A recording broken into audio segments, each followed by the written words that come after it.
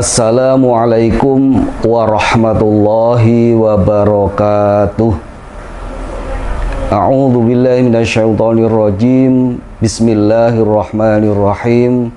Alhamdulillahirabbil alamin. Wassalatu wassalamu ala asrofil anbiya'i wal mursalin Sayyidina wa maulana Muhammadin wa ala alihi wa sahbihi ajma'in, amma ba'd.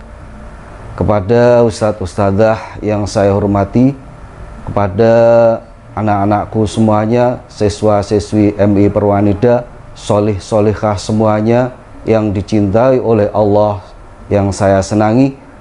Pertama, marilah kita memanjatkan rasa tasyakur kita kehadirat Allah Subhanahu wa Ta'ala dengan ucapan Alhamdulillahirabbil alamin, karena atas limpahan rahmat, taufik, hidayah dan inayahnya kita semuanya juga masih diberikan kesempatan, diberikan kesehatan, sehingga kita bisa melaksanakan kegiatan pada hari ini dalam keadaan sehat walafiat. Kedua kalinya, sholawat beserta salam semoga tetap tercurahkan kepada beliau, junjungan kita Nabi besar Muhammad Sallallahu Alaihi Wasallam, dengan ucapan Allahumma sholli wa sallim ala Sayyidina Muhammad. Anak-anakku semuanya, pada pertemuan kali ini Ustadz diberikan kesempatan untuk membawakan materi moderasi beragama dengan indikator rahmatan lil alamin, Islam rahmatan lil alamin.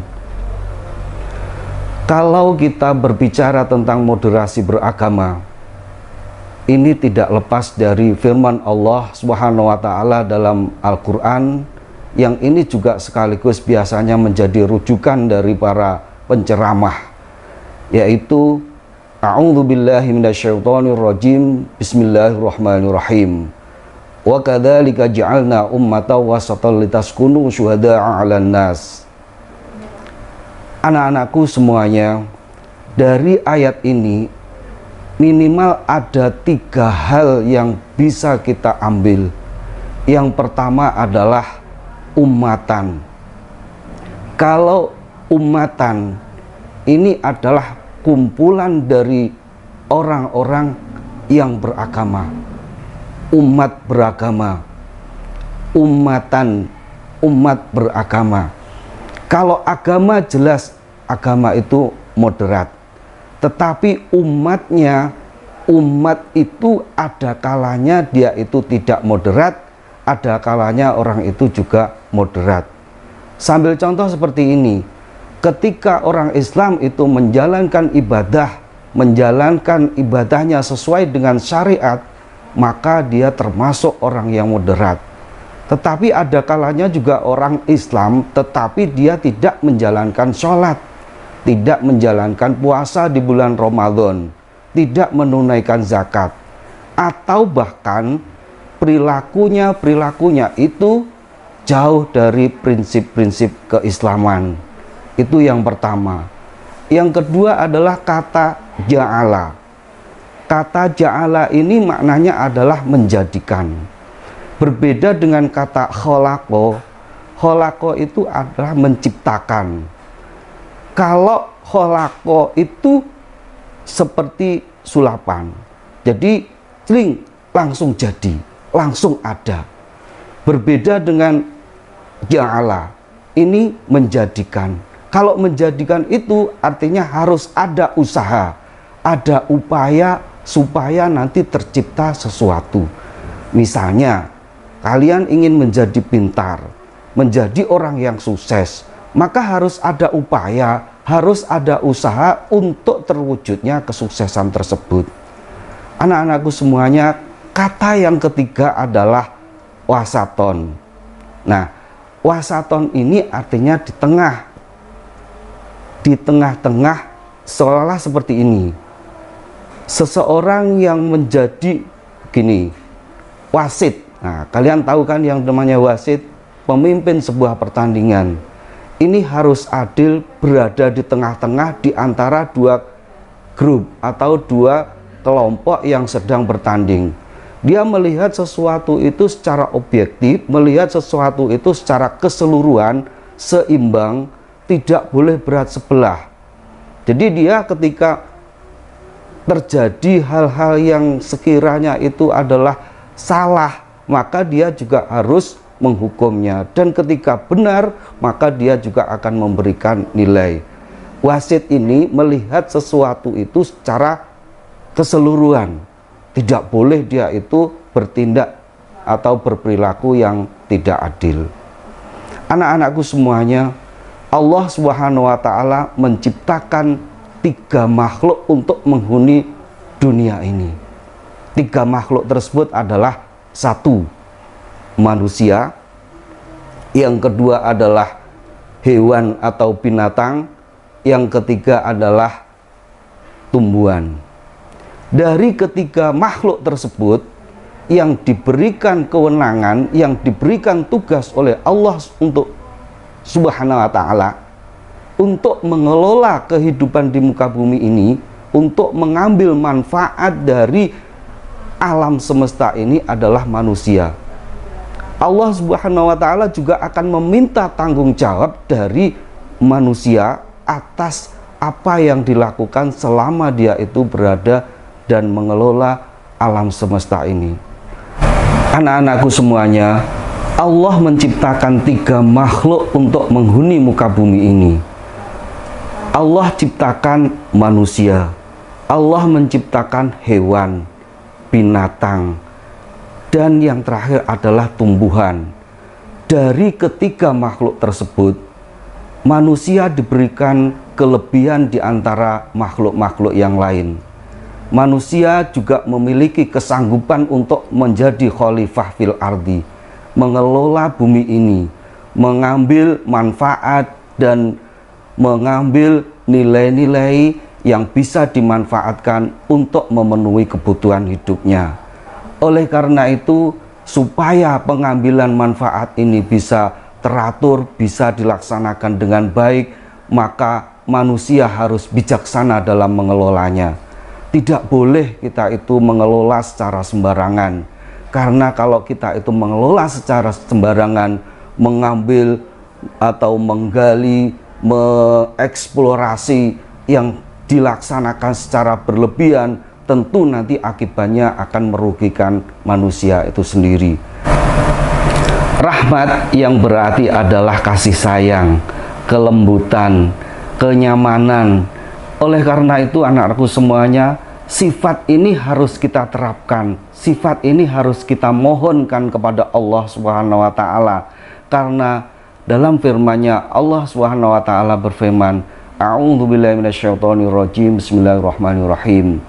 Fabima rahmatin minallahi lintalahum. Karena hanya dengan rahmat Allah lah maka kamu akan bersikap yang lemah lembut. Anak-anakku dan ustadz-ustadzah rahimakumullah, sifat dan karakter rahmat ini harus betul-betul kita terapkan dimanapun dan kepada siapapun, tanpa harus terpetak-petak pada beberapa golongan. Jadi kepada siapapun kita harus memiliki sifat rahmat ini.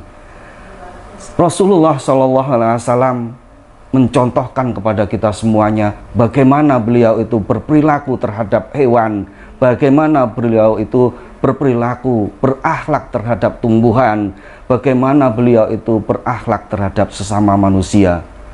Terhadap tumbuhan, Rasulullah ketika melihat ada tanaman yang kering, layu, maka beliau juga akan bersegera untuk memberikan pupuk dan menyirami tanaman tersebut. Tidak serta-merta kemudian membunuh atau mencabut tanaman tersebut kalau misalnya dengan dicabutnya itu tidak digunakan untuk kegiatan atau untuk diambil manfaatnya sama sekali. Begitu pula dengan bagaimana beliau itu berakhlak terhadap binatang. Bahkan ketika beliau itu, ada sebuah cerita begini. Ketika Rasulullah SAW sedang duduk di serambi masjid, datang seekor kucing yang kemudian kucing tersebut singgah duduk, kemudian tidur di sorban beliau. Apa yang dilakukan oleh Rasulullah?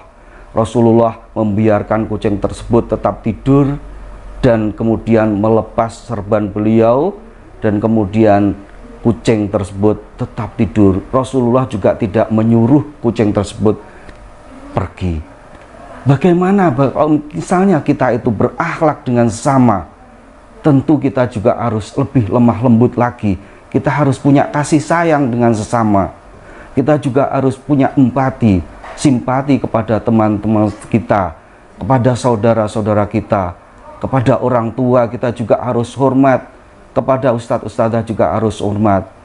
Anak-anakku, itulah contoh-contoh bagaimana perilaku-perilaku yang seharusnya kita lakukan apabila kita itu ingin menjadi orang yang moderat dalam beragama.